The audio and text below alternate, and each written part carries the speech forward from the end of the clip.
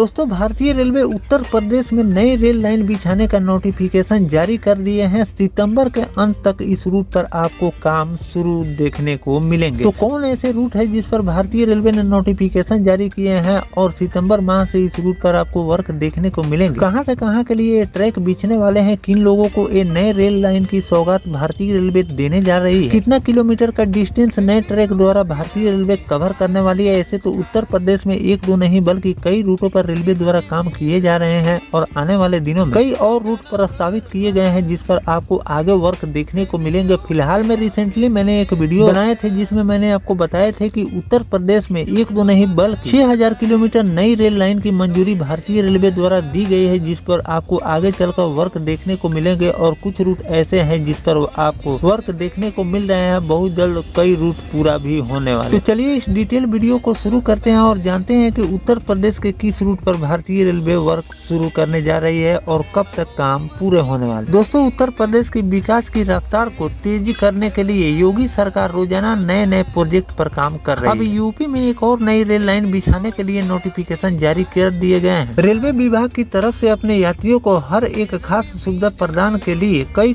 नई योजनाएं तैयार की जाती है। रेलवे के विस्तार पर भी विभाग की तरफ से जोर शोर से काम किए जा रहे हैं। अब फिर पूर्वोत्तर रेलवे प्रशासन की तरफ से मनकापुर से टिकरी रेलवे स्टेशन के बीच ट्रैक दोहरीकरण और ढिलाही से टिकरी के बीच वाई आकार में नई रेल लाइन बिछाने के लिए अधिसूचना जारी कर दी गई। इसके तहत अब सबसे पहले भूमि अधिग्रहण किया जाएगा, उसके बाद रेलवे लाइन बिछाने का काम भारतीय रेलवे शुरू करेगी। इस पर आपको 280 करोड़ 17 लाख रुपए भारतीय रेलवे खर्च करने वाली। मनकापुर से टिकरी के बीच रेल खंड के दोहरीकरण के साथ झिलाही से टिकरी स्टेशन के बीच वाई आकार की नई रेलवे लाइन 28.37 किलोमीटर बिछाने के लिए नोटिफिकेशन जारी किए गए। उम्मीद है कि सितंबर के अंत से काम इस रूट पर शुरू हो जाए। मनकापुर से टिकरी के बीच ट्रैक दोहरीकरण होने से अयोध्या धाम जाने के लिए ट्रेनों की संख्या बढ़ाई जाएगी। साथ ही क्रॉसिंग से भी मुक्ति मिल जाएगी जिससे ट्रेनें कम समय में अधिक दूरी तय करेगी। साथ ही झिलाही से टिकरी के बीच वाई आकार की रेलवे लाइन भी बनेगी जिससे गोंडा से मनकापुर आने वाली सभी ट्रेनें और मालगाड़ी के इंजन बदलने की प्रक्रिया से छुटकारा मिल जाएंगे। इससे तकरीबन 45 मिनट की समय की बचत होने वाली। यही नहीं, ट्रेन गोंडा से मनकापुर होकर अयोध्या जाती थी वह टिकरी से होकर अयोध्या धाम के लिए संचालित होगी। इससे करीब 40 मिनट का समय बचेंगे। इसके साथ ही प्रयागराज और वाराणसी से गोंडा तक भी ट्रेन का संचालन शुरू होगा। पूर्वोत्तर रेलवे के मुख्य प्रशासन अधिकारी का कहना है कि जल्द ही इसके लिए काम भारतीय रेलवे शुरू करने वाला। साथ में अगर इस रूट के बारे में बताऊं तो 12 स्टेशनों का निर्माण किए जाएंगे। 1320 करोड़ रुपए इस पर खर्च होने वाले हैं। 47 गाँव की भूमि इसके अंदर आने वाली। तो दोस्तों, इस तरह से भारतीय रेलवे उत्तर प्रदेश के लोगों को लगातार नए नए ट्रैकों की सौगात देती जा रही है और उस पर वर्क भी आपको देखने को मिल रहे हैं। इस रूट पर जमीन अधिग्रहण का काम भारतीय रेलवे शुरू करने जा रही है और जमीन अधिग्रहण होते ही आपको इस रूट पर वर्क देखने को मिलेंगे